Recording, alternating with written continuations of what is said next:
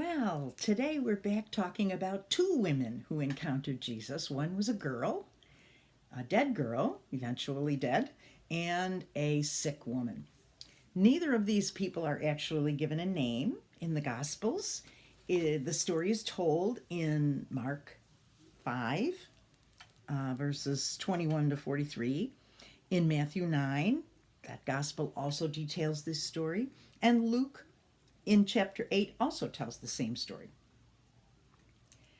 The daughter of Jairus is the only way we could really refer to this girl who's dying or dead. So we could call her Jairus' daughter. Jairus was a powerful and rich man because he was part of the leaders of the synagogue. So he would have been, would have had some power in that day and age. So he comes and approaches Jesus first. And while Jesus is on his way to heal Jairus' daughter, another woman interacts with Jesus. And this woman is never named in the three Gospels. None of the Gospel writers give her a name. This brings up an interesting point that I was looking at yesterday when I was thinking about this after I got done taping the session, in that, why don't we know her name? And some people have speculated that her name is Veronica. Now, this has not come from the Bible. And so I went through and thought about the different books that we look at when we're studying. First of all, we have the Bible, which is the Word of God, 39 Old Testament books and I think 27 New Testament books. This is what's considered the canon, the accepted books of the Bible. And they are considered to be inspired by God, and so there's no fault in them. This was decided, it wasn't decided by any one particular person, which books would be in the Bible and which books wouldn't. It was just decided by about the 4th century, as different books were weeded out as not being inspired by God. Maybe it's a good thing that we don't know the exact person that decided. Now, beyond that, we have historical books. So we have people like Josephus, or there's another guy, Tacitus. He was a Roman, mentions Christ, okay? So then we know he was truly a historical figure because Christ is mentioned in historical documents. So there are a number of writers that write historically. Then the third set of type of books are called apocryphal books, and that's a big term. What it really means is books that some people hold sacred and other people think they're just good books to learn from. So certain writings in that we would have found useful, but not maybe considering them the inspired Word of God. Depends what church you go to, how much the apocryphal books are included in your canon, as they say. Your canon being the books that you trust as being inspired by God. The majority of Protestant religions consider these books, these apocryphal books, to be very useful and important for information, but not necessarily depended on as the inspired Word of God. Because the 39 books of the Old Testament and the 27 books of the New Testament are considered the one thing we can all agree on that are in the inspired Word of God.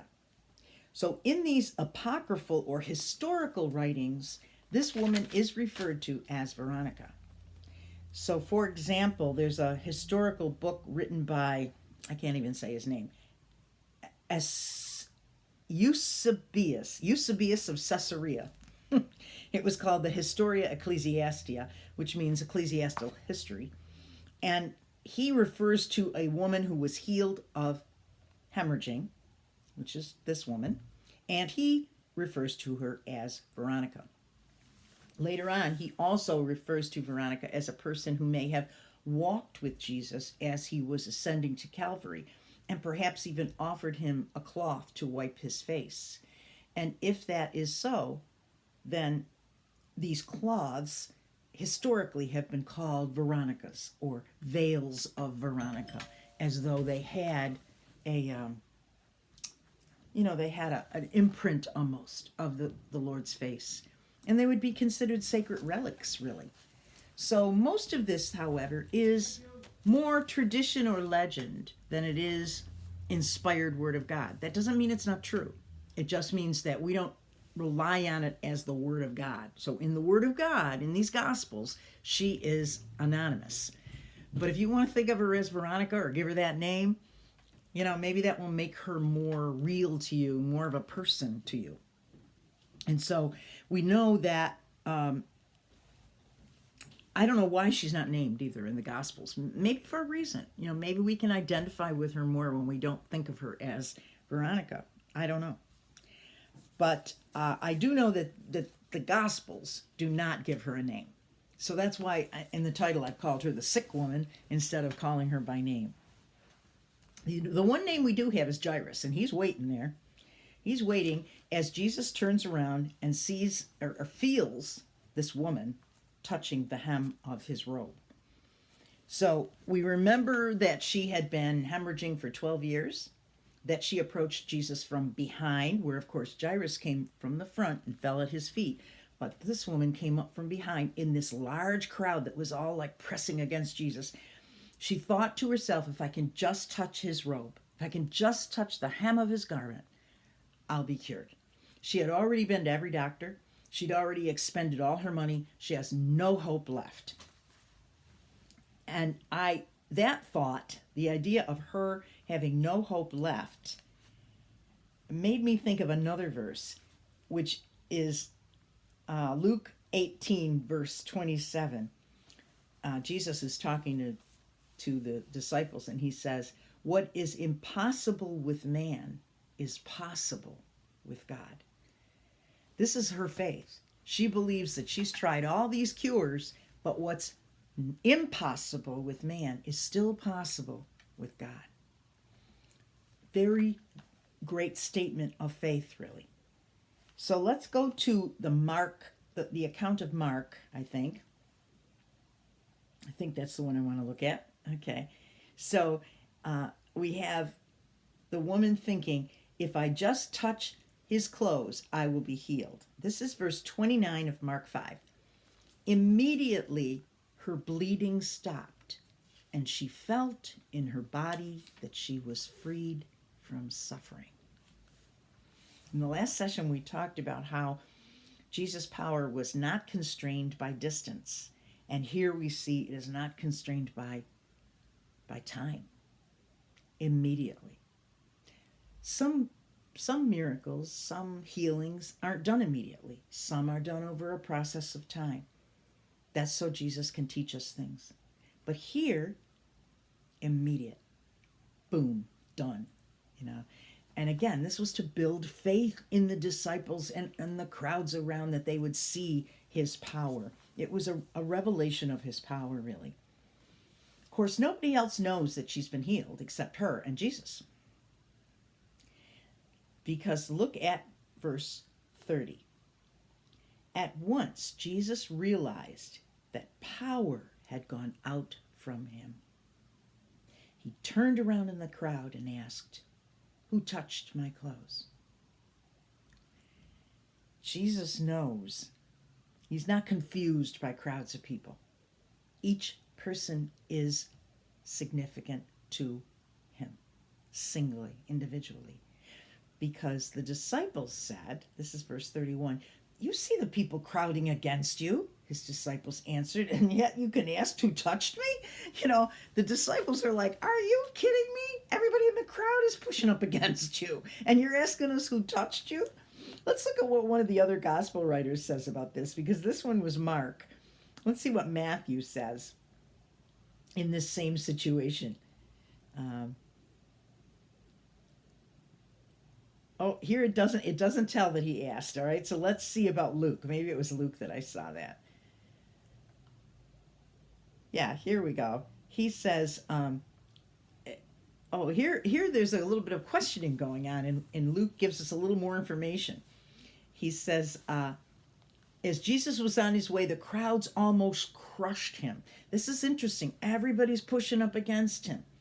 And a woman was there who had been subject to bleeding for 12 years, but no one could heal her. She came up behind him and touched the edge of his cloak, and immediately her bleeding stopped.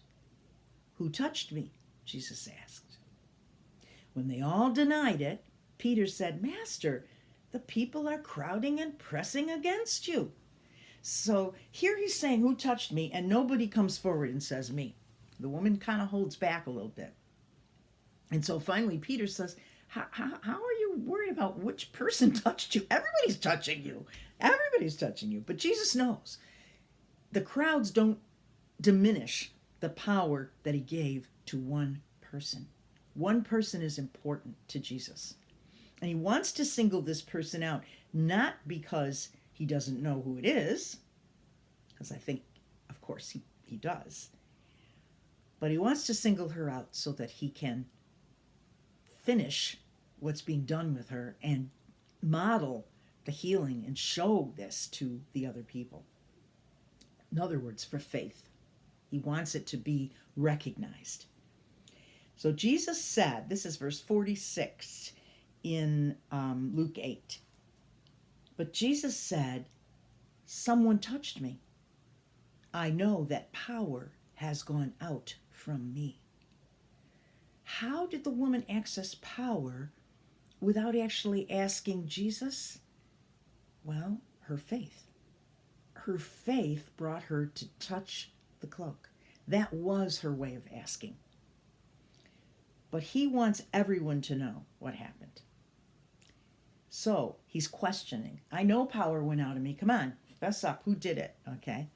Then the woman, seeing that she could not go unnoticed, came trembling and fell at his feet. She's worried a little bit now. She goes, "Did I do something wrong? I don't think so, but Jesus, I just wanted healing." And so she falls at his feet. Excuse me. In the presence of all the people, she told why she had touched him and how she had been instantly healed. So here's a little bit more of this, I don't want to say humiliation, I want to say humbling. She had to fess up, and not only that, she had to tell some kind of personal details. "Lord, I was bleeding. I've been to doctors. Nothing helped. I was told it was impossible. And nothing's impossible with you, Lord. And so I came to you and I touched the back of your cloak. And instantly I was healed." And listen to what Jesus says to her. It's so great. "Daughter," he says. He calls her daughter. He doesn't just say, "Hey, you, get up." Daughter. Daughter means family. It means you're part of me. I'm part of you. We're close. We're connected. We're family. He says, "Daughter, your faith has healed you. Go in peace." So it's obvious here that it wasn't just touching his garment that did it. It was the faith with which she touched his garment. The faith was crucial because he says, "Your faith has healed you.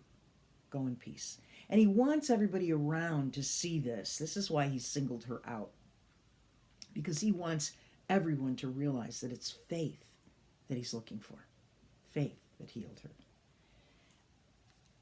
I'm wondering all this time, what's happening with Jairus? I mean, because he's got to be standing there all this time waiting as Jesus is doing this whole thing with "who touched me" and talking to the woman. And in a way, he's kind of crowning her faith, And meanwhile, Jairus, his daughter's still sick. Jesus takes the time for what's important. Important is faith. So meanwhile, let's see what happened with Jairus. Let's see, verse 49. While Jesus was still speaking, so that means speaking to the woman, right? Talking with her, talking about her faith, kind of crowning her faith as being the thing that saved her. Someone came from the house of Jairus, the synagogue leader. Your daughter is dead, he said. Don't bother the teacher anymore. Jairus was looking for healing for his daughter. And while he was waiting, and Jesus was looking at this woman and talking to her, instead of rushing over to Jairus' house, while he was talking, his daughter died. Whoa. This is a rich, powerful leader, and Jesus has made him wait while he healed one sick woman.